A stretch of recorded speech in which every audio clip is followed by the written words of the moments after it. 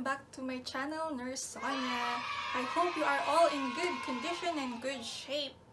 We're praying and hoping that someday ay mag-ease na itong ating condition. So if you are watching right now, I know lahat tayo ay aware that we are having this pandemic crisis all over the world. I hope you are continuing to pray that all will be well, and I hope that you and your family are in good condition. So, finally, ayan, after so many months na may nagre-request sa akin para i-vlog ko daw ang pros and cons ng IELTS and OET.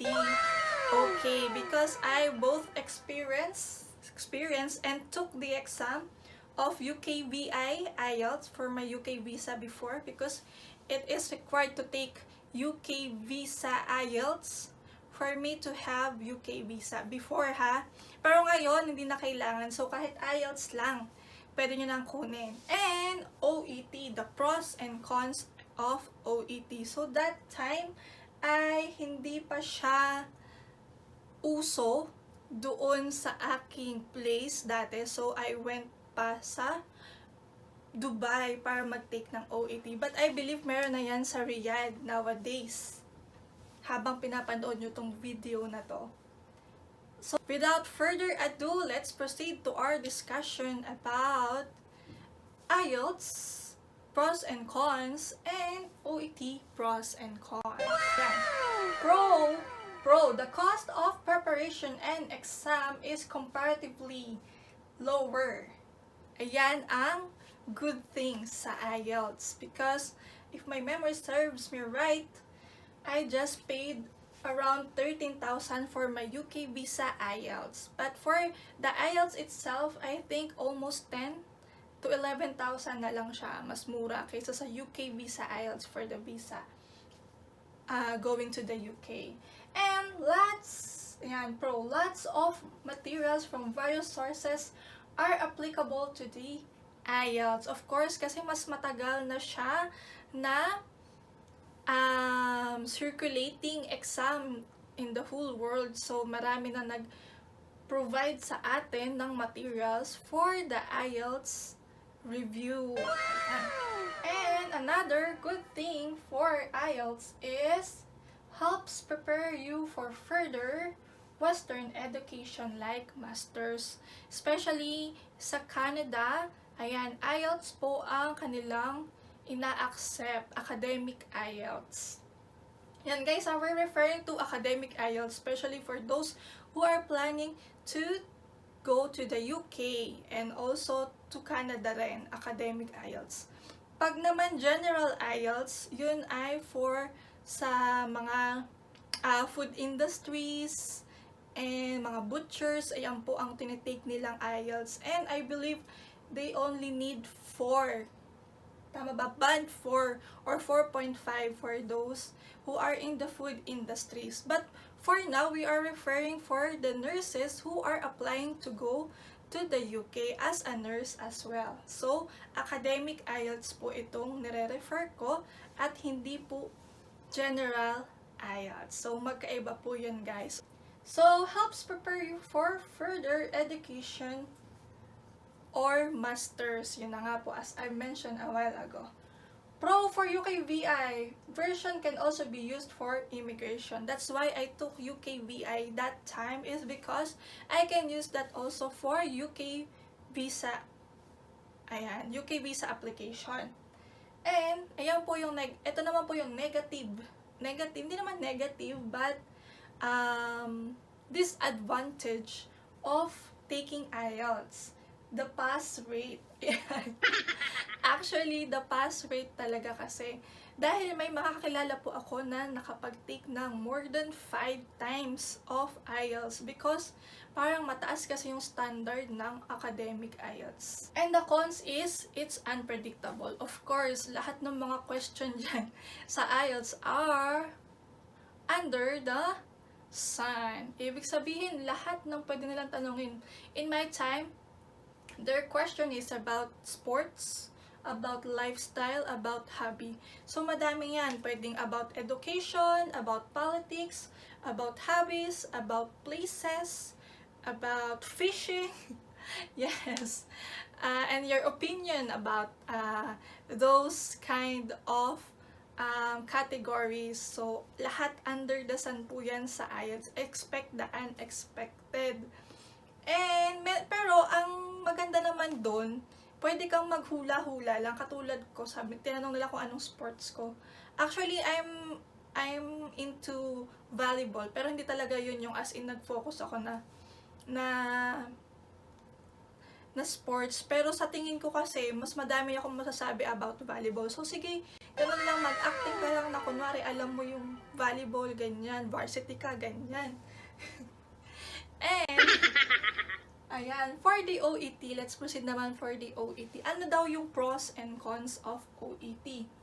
Ayan, ang advantage ng OET is the exam is healthcare specific. So, as I've mentioned a while ago, that we are referring for those nurses who are applying to the UK as a nurse. So, ang mga tanong sa OET, because it is occupational English test, is about your occupation, which is nursing. So, relate match po ang mga nurses sa mga tanong ng OET. Hindi katulad sa IELTS na under the sun ang mga tanong.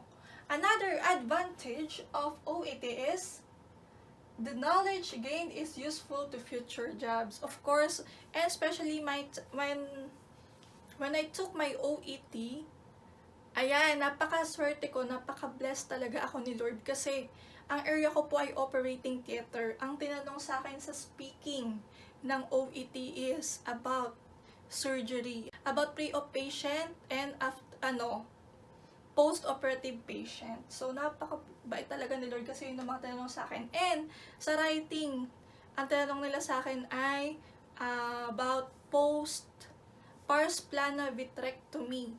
So, about eyes. At isa yun sa specialization ko. So, madami din ako naisulat dun sa PPV na case sa writing. Which is, yung PPV po is pars plana vitrectomy. Eye surgery po siya. Isa pang pro, preparing well creates a predictable outcome. We've seen many healthcare professionals to a first-time B pass. Ang dami, 4 na B. Ibig sabihin, kahit first time mo na mag-OET ka, malaki yung chance mo na ma-all B mo yan, which is yun yung kailangan ngayon sa UK. But, meron po tayong update, nagtatanggap na sila ng C+ for writing. So, B at C+ in writing. And then, pros. Isa pang pros ay pass rates for every one person who passed the IELTS is 4 pass the OET. Ayan, 1:4. So, ibig sabihin, kung may pumasa sa IELTS na isa, most likely sa OET, 4 yung papasa. And, ito naman po ang kanyang con or ang kanyang disadvantage. The comparative cost exam of £350 or GBP, which is equivalent, if I'm not mistaken, is 22,000 to 23,000 pesos. So, medyo masakit sa bulsa guys, pero galingan nyo lang po sa OET. Make sure nyo lang na magaling. Mataas ang makukuha nyo. BBB and C+, 1 take lang. For the IELTS, na around 10,000 to 11,000, pero hindi ka sure kung makakapasa ka ng first take. Pero, kung talagang magaling ka talaga sa English, and fluent ka talaga magsalita, why not IELTS? Kasi, at least mas makakamura ka, pero talagang galingan mo lang din talaga. Kasi, mahirap din mag-retake na. And, another disadvantage, cannot currently be used for the foundation program. Ayan nga po, if sa UK, useful ang OET, pero sa ibang bansa, hindi po masyadong tanggap pa ang OET sa lipunan. So, most of the countries are still IELTS ang kanilang preferred na English test na ina-accept nila. So, for me guys, yun yung yung mga pros and cons of IELTS and pros and cons of OET. Hopefully, may mga natutunan kayo guys. If ever do you have further questions or further queries, please don't hesitate to comment below.